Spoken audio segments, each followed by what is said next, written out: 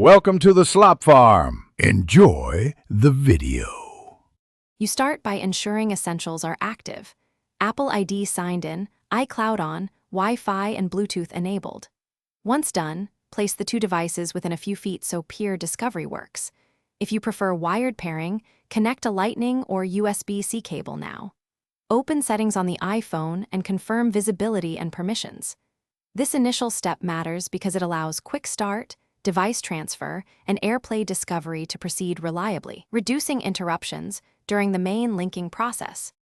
You follow on-screen prompts.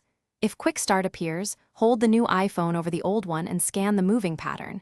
This transfers settings and starts secure pairing. If using manual Bluetooth, open Settings Bluetooth, locate the target device name, then tap Pair and confirm the numeric code. Make sure to allow access to contacts, notifications, or location only if needed. This middle phase is where authentication and permission exchange happen, so watch for permission dialogues and complete them promptly to avoid stalled pairing. You finalize setup by testing key functions. Make a call, stream to AirPlay, and check iCloud data synced. If you transferred from a backup, let apps finish downloading and verify accounts.